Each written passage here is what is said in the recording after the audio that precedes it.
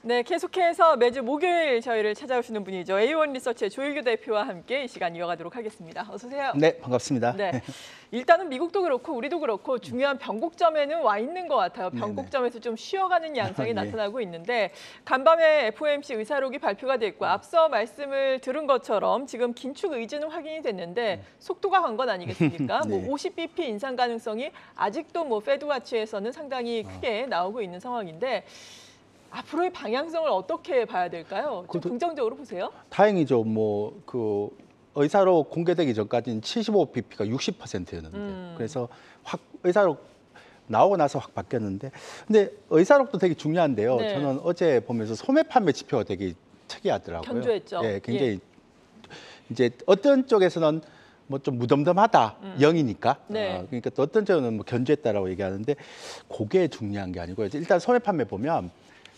전월 대비입니다, 이게. 그런데 네. 0%잖아요. 그러니까 뭐 변한 게 없다. 변한 게 없다. 그래서 뭐 몸이 건조하다 뭐 이런 걸 얘기를 하는데 저는 그렇게 안 봤습니다. 아, 그러면 어떻게 해석을 하시는 예. 거예요? 두 번째 자료 보면 네. 좀 디테일한 부분이 나오거든요. 이제 이거 말고 이제 소매 판매의 좀 세부 항목을 보면 요건 이제 뉴욕 네. 제조업 지수고 요건 이제 조금 더 제가 설명드리겠고요. 그 소매 판매 세부 항목을 보면 나오네요. 요쪽 라인이 다 마이너스잖아요. 자동차 부품, 의류, 액세서리, 백화점 이런 거죠. 네. 근데 제가 지난번에 왜 월마트 얘기하면서 사람들이 이제는 좀 합리적인 소비를 하기 시작했다라고 얘기했죠. 요쪽은 자동차하고 부품은 공급망 병목 현상 때문에 안 된 거고 나머지는 사람들이 백화점 안 가고 의류나 네. 액세서리 안 사죠. 이게 중요한 게 아닙니다. 그래서 백화점 가는 대신에 온라인이나 잡화점 그리고 이런 것들 다 산단 말이죠. 조금 더 싼 거를 찾는다 그렇죠. 이런 건가요? 그다음에 휘발유는 마이너스 1.8입니다. 요거 잘 보고 제 설명을 들으시면 돼요. 네. 자, 그러면 요 지표에서 두 가지 우리가 알 수가 있는데 첫 번째 지표는 뭐냐면 이번에 월마트의 실적 발표 딱 났을 때 월마트 CEO가 뭐라고 했는가 하면 이번에 생각보다 실적이 컨센서스가 좋았는데 그 이유가 중상위층도 월마트를 많이 이용했다. 백화점 안 가고. 네. 그러니까 이 지금 어제 소매 판매 나오는 거 거의 비슷하잖아요. 굉장히 소비가 합리적인 소비로 갔었어요. 근데 그러니까 옛날에만 미국은 굉장히 공격적으로 소비를 가다가 네. 합리적으로 갔는데 그게 중요한 게 아니고요. 방금 휘발유가 1.8% 하락을 했다고 했잖아요. 네. 그러니까 휘발유가 언뜻 보면 휘발유를 많이 안 산 것처럼 보여요. 근데 7월 달에 휘발유가 마이너스 7.8% 떨어졌습니다. 아, 그거에 비하면은 많이 산 거예요. 예, 휘발유도 그러네요. 나쁘지 않고요. 그더 중요한 것보다는 이제 이 소매 판매 항목별로 볼 때는 변동성 섹터라는 게 있습니다. 네. 휘발유, 뭐 자동차, 건축 자재.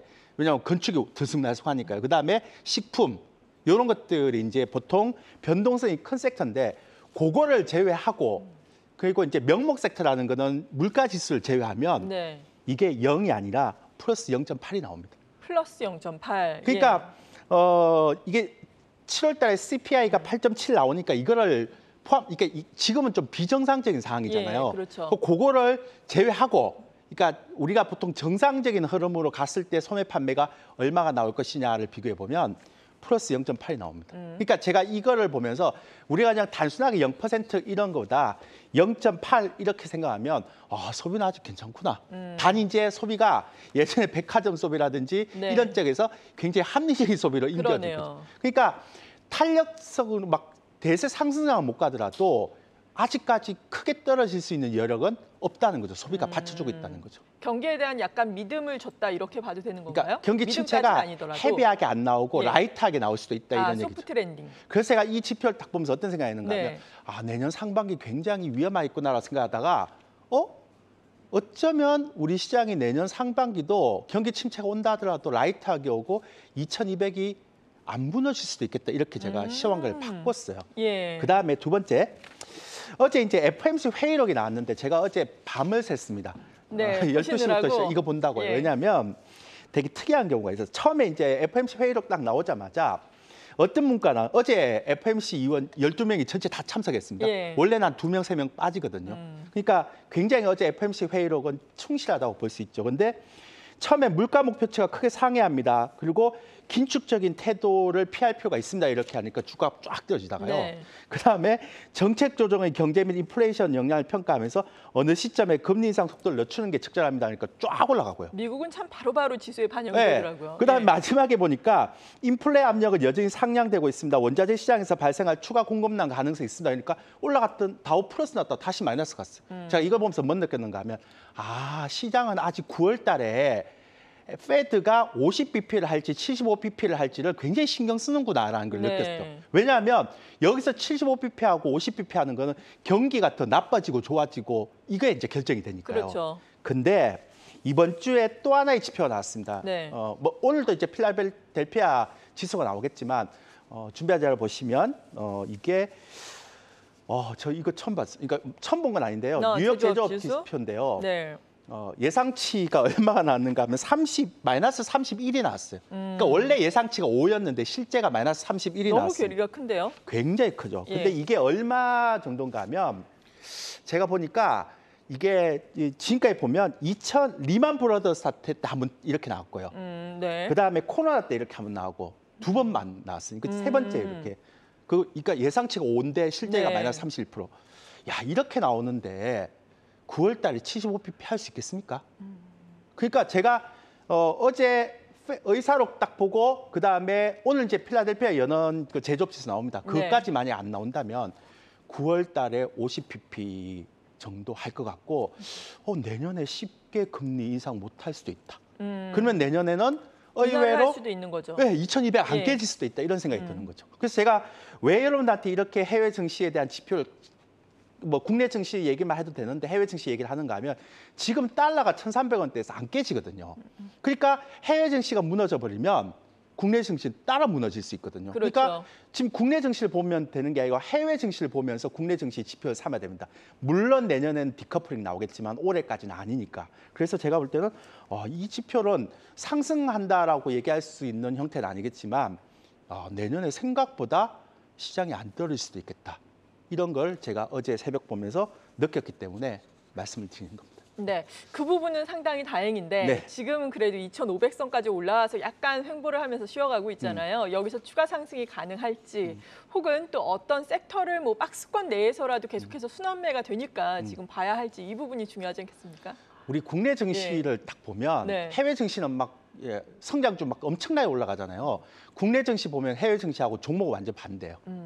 그러니까 정말 국내 증시를 보면 방산, 조선, 네. 그러니까 바이오, 그다음에 맞아요. 요즘에 예. 그나마 가는 섹터가 그거 한 4개, 5개 안 갖고 있으면 왕따예요, 왕따.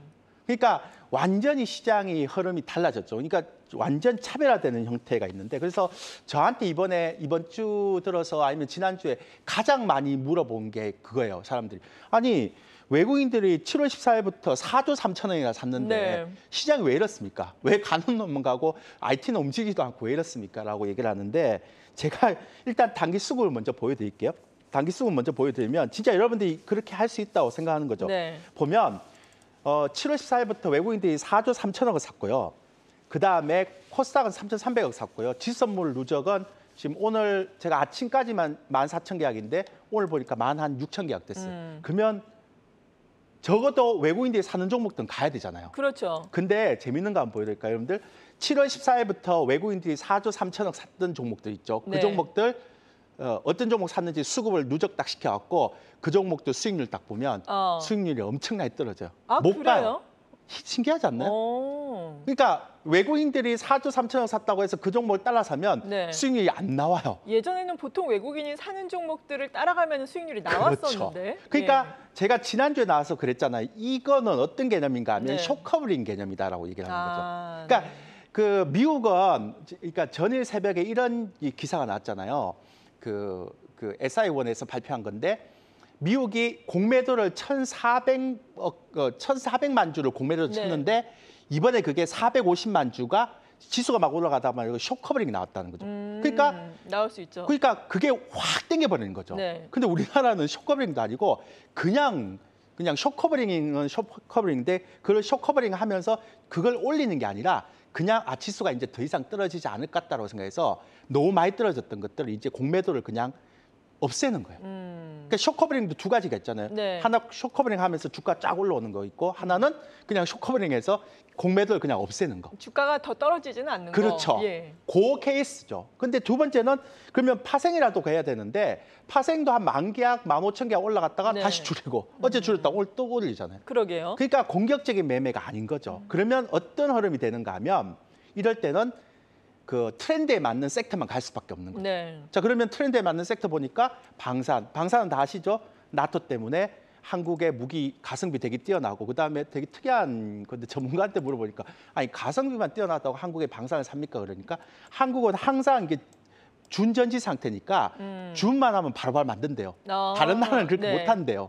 그리고 또 내륙적인 부분들에서 굉장히 이렇게 최적화돼 있는 거라서 나토 그 우크라이나 보면서 준비를 할 거 아니에요. 그죠? 그런 게 실적이 되게 많이 올라오고요. 그다음에 인플레이션 감축 법안, 그 친환경.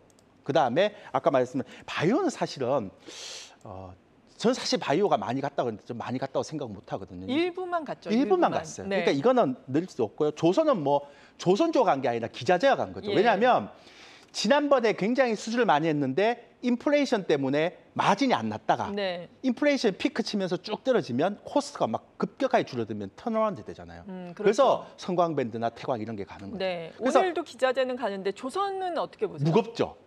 그래서 그러니까 이게 약간의 구조가 다르거든요. 네. 그러니까 뭐 여기까지 제도적인 법도 있고 막 그런데 저는 만약에 조선을 한다면 현대중공업하고 현대미포조선 말고는 웬만하면 권하지 않습니다. 그게 아무래도 기자재가 좋고요.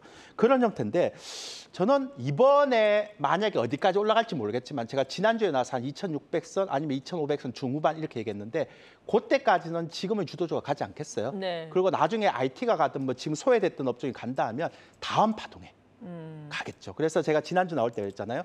기존의 주도 업종 조정받으면 사고 또 왜냐하면 지금은 계속 갈 수가 없기 때문에 또 올라갔다가 크게 조정받으면 또 사고 그래서 긴 흐름으로 가야 된다. 그래서 당분간 이번 파동이 끝날 때까지는 네. 가는 놈만 가는 여전히 예. 그럴 것 같아요. 그래서 이제는 좀 많이 올라갔기 때문에 추가적으로 상승할 수 있는 탄력성은 좀 떨어지겠지만 네. 그래도 만약에 예를 들어서 이번에 또 한번 조정을 받았다 칩시다 올해 그러면 또 조정받고 또 갈 수 있는 놈은 또 얘 말고는 또 없잖아요. 그래서 전체적으로 봤을 때는 시장이 가만히 보면서 우리 시장하고 미국 시장 너무 다르다. 미국 시장은 성장주가 굉장히 빠르게 나왔는데 우리 시장은 성장주가 전혀 못 가고 있어요. 그러게요. 그래서 시장은 똑같은데 지수는 똑같은데 종목이 완전히 달라서 쉽지는 않은 장인 같다. 그래서 이번에는 한 2,500선 중반, 2,500선까지는 마무리 잘 하시고요. 이번에 좀 소외받은 분들은 다음 파동에서 준비를 하시는 게 어떻겠나. 지금 막 무리하게 고점에서 막 먹겠다고 막 들어가다가 물리면 그것도 위험한 거죠. 네, 조금 더 조정을 기다려보자. 신규 매수자는. 그렇죠. 예. 네, 잘 알겠습니다. 이원 리서치의 조일기 대표와 함께했습니다. 고맙습니다. 예, 감사합니다.